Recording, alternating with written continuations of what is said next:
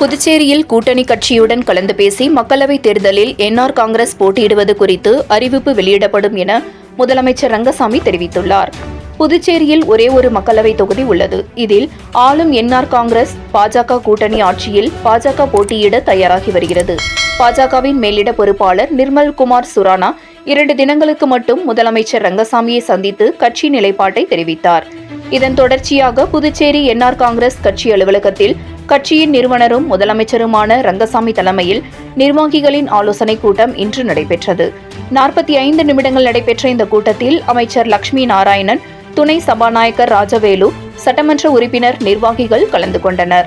இதில் மக்களவைத் தேர்தல் குறித்தும் 7ஆம் தேதி நடைபெறவிருக்கும் கட்சியின் 17வது ஆண்டு விழா குறித்தும் ஆலோசிக்கப்பட்டது. அப்போது மக்களவைத் தேர்தலில் என்ஆர் காங்கிரஸ் போட்டியிடவே பலரும் விருப்பம் தெரிவித்தனர். இதற்கு முதலமைச்சர் ரங்கசாமி ஆண்டு விழாவை முடித்துக்கொண்டு பிறகு பேசலாம் என கூறி முற்றுப்புள்ளி வைத்தார்.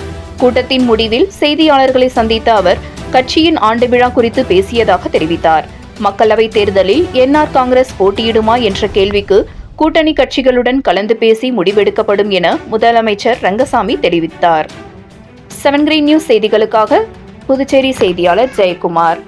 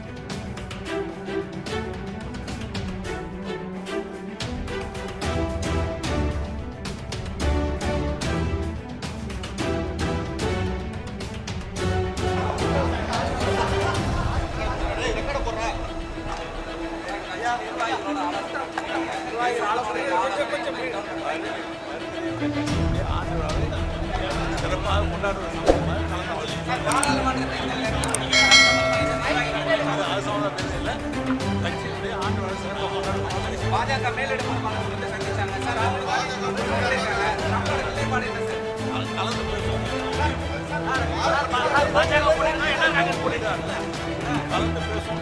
மக்களவை தேர்தலில் என்ன